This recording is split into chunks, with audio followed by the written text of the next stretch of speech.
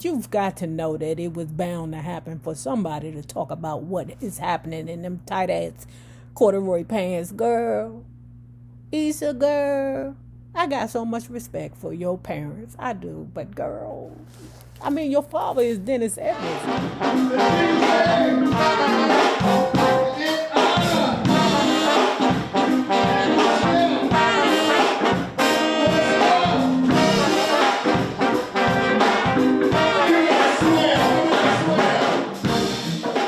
Meeting Richard's second condition wouldn't be that easy. He wanted a third Pointer sister. Asking Bonnie back was definitely out of the question. Not only had she defected from the Pointer Sisters to commence her solo career, but then she and Jeff Bowen got married and moved somewhere back east to start their new life and record her first album, Bonnie Pointer. Thanks mostly to her controlling and manipulative husband, Bonnie was impossible to reach. We didn't even know where she was living. We would be out of touch with her for several years. June's health had improved enough for her to go back to work. But damned if she hadn't also gone and fallen under the spell of a manipulative son of a bitch. She married William Oliver Whitmore that same year. He was a computer programmer, but as soon as they were hitched, Mr. Wow appointed himself June's manager. And in order to get to her, we had to go through him. Child, he ain't the first ninja to do it. I don't know who the first ninja was to do it, but he ain't the only ninja to do it. Planet Records would have to put out a solo album by June, baby sister, and we would have to accept his annoying presence on the road. Done. Next, with all the pieces in place, hold on, wait a minute. What is y'all telling me? June married a man? Mr. Wow, William, Oliver Whitmore? Wait a minute, I thought June got bitches. I thought June get bitches. Well, maybe she didn't get bitches till later. Okay, I'll move forward. With all the pieces in place, we were ready to get to work on our first album, Energy, under the Planet Record banner. But at the studio door, Richard Perry laid down the law. I have just one rule, he said to the three of us. You gotta do what I tell you to do. How's that gonna happen with Mr. Whitmore there? The only person that tells June what to do was Mr. Whitmore. Okay, all right. We'll see how this works out. For all his rigidity, Richard's recording sessions were mostly engaging and fun, with the musicians loose and swinging from the rafters. I wish there would have been a video camera rolling in the studio to capture the mood. You never knew who might drop by to join in on any given day. The list included Tina Turner, Diana Ross, Barbra Streisand, Burt Reynolds, Carol Bayer Sayer, Carly Simon, and Linda McCartney. While learning to sing without Bonnie was difficult at first, we got the hang of it, and Richard was amazed not only by the sound we produced, but how quickly we memorized the material and stylized the song to make it our own. The way we heard it was that Springsteen wrote the song Fire after he saw Elvis Presley live at the Philadelphia Spectrum in May 1977.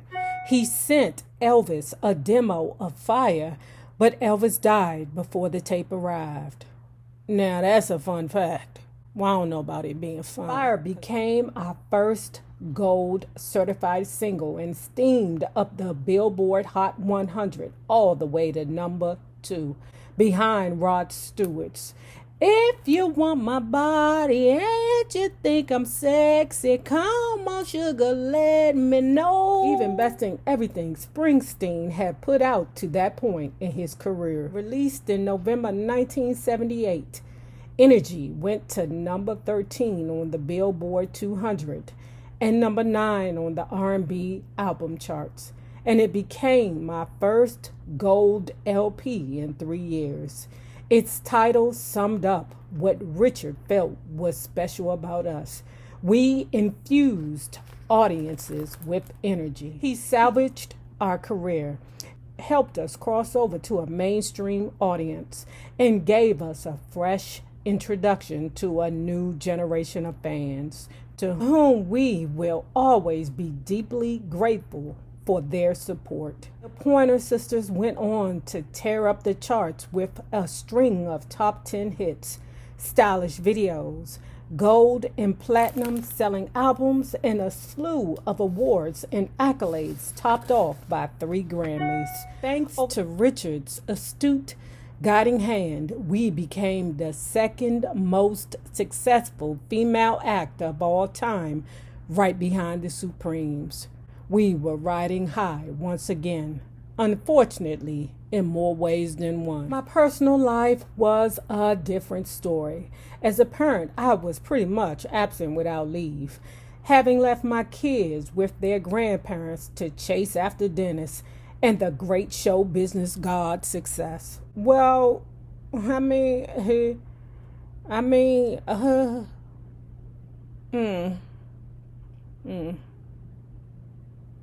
Thanks to my cocaine habit, I was what we now know as dysfunctional.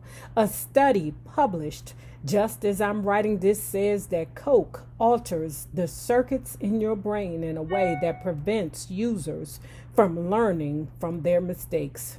Bingo. Y'all, I'm looking at this Netflix series, y'all. It's called Painkillers. Oh my goodness. First of all, it's like watching an acid movie. If any of you guys know what I mean when I say acid movie, I would equate it with Tommy or Easy Rider. So that's another acid movie. If you guys could think of another acid movie besides Easy Rider or Tommy, put it down below. I'm telling you, I came in like on part 3 because my wife was watching it. And I'm telling you, man, I mean, my mouth was open the entire time because I actually had experienced a doctor who would just throw Percocets at you. Now, this movie is about Oxycontin. I don't know the difference between Oxycontin and Percocets, right? I think they are the same thing. But the information that I learned, I already knew that them drug reps be getting it in with them doctors in order to get them doctors to prescribe the drugs to their patients. Taking it back to what I saw in the movie because, damn, what is her name? One of the characters from Orange is the New Black, she plays in a movie, and what she said, the opioid epidemic is now mirroring the crack epidemic. And I thought I would never in my life see anything like the crack epidemic. But I'ma say, them pill poppers, the fact that these youngins be on them corners now, taking them perk 30s. I mean, youngins who otherwise would be like, yeah, but they too on them perk 30s to get past it. To me, they dope fiends because that's all it is, just a heroin alternative. I sobered up during a 3-week tour and realized what a hot mess I'd become. It was the one time I recall hearing talk of my being replaced in the group. That got my attention. I had 3 children to support, and the band was my only source of income. I got it together and fell in line quickly. I remember reading something like that in Anita's book also. Back home, we honed our more contemporary sound on a series of dates all over America in the spring and summer of '79. The audiences and reviews were fantastic, but all that was offset by the news of our father's death from brain cancer on June 9th. He was 78. Daddy's funeral service was held at the Church of God, the place he and Mom built with their own hands, whose trustees later kicked them to the curb. Their ringleader was a righteous and uptight bitch named Addie Reeves, whom I have always believed had the hots for my father. Back in the day, she openly flirted with him in front of my mom's face. Addie was also the one who, after she led Daddy's public lynching, pestered my mom for tickets for our show at the San Francisco Opera House. When things like that happen, I'd be like, oh, she not regular. She not mentally sane. That's not normal behavior for somebody. That bitch was crazy. Addie Reeves had even more breasts than ass, though it was pretty damn close. At the funeral, who should waddle up to the pulpit to give Daddy the grand send-off but that pompous old troll? When I saw Addie standing there, I just about lost my cookies. I grabbed Aaron and Fritz and hissed, "Get that woman off the stage or I will drag her off by her hair in front of this entire congregation." Well, I doubt if the hair was attached to her head. That's always a wig, girl. She gets to say nothing today. They knew I'm in business and hurried up to speak to Addie. She promptly left the pulpit, sat her ass down in one of the wooden pews, and stayed there.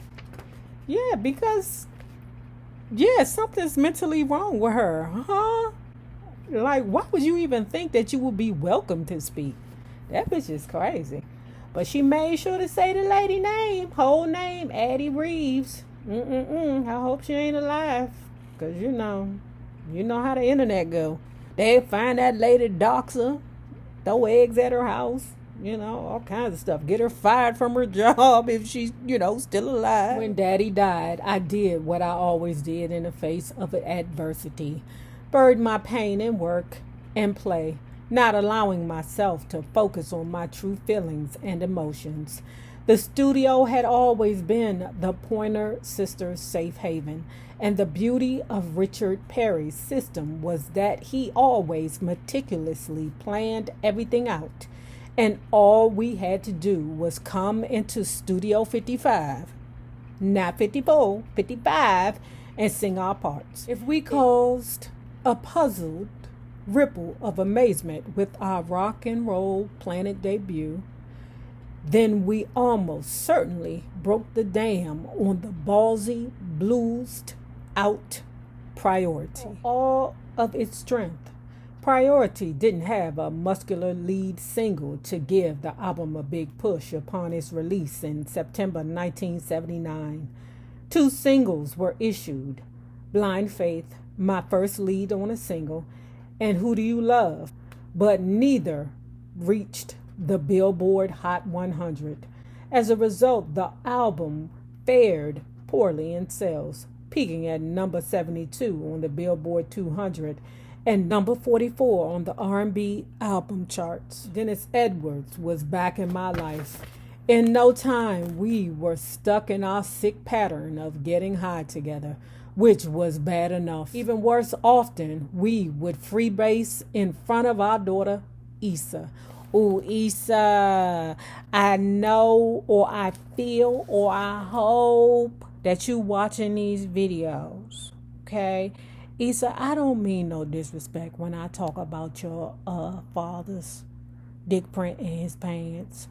I don't mean no disrespect, but your pappy is Dennis Edwards, girl. You've got to know that it was bound to happen for somebody to talk about what is happening in them tight-ass corduroy pants, girl. Issa, girl, I got so much respect for your parents. I do, but girl, your father is Dennis Edwards, girl.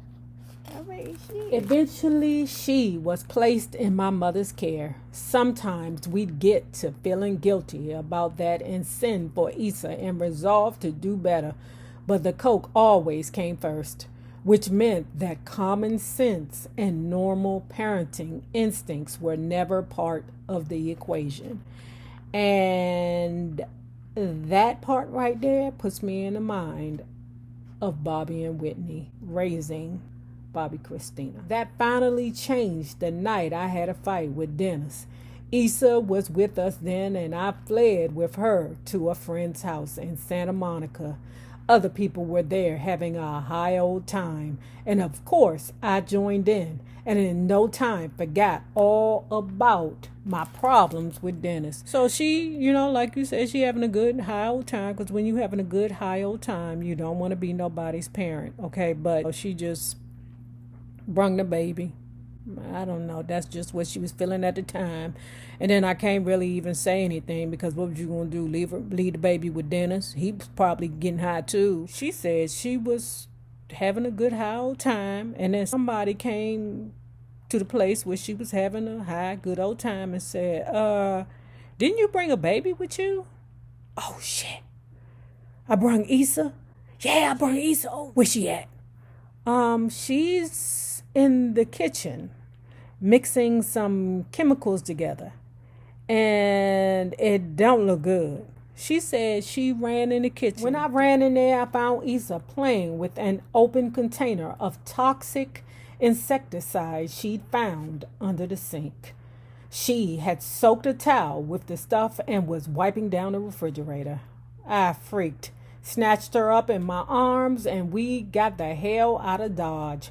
I drove a green Porsche convertible at the time, and we got back to our house in record time, considering that I was high, extremely upset, and crying all the way.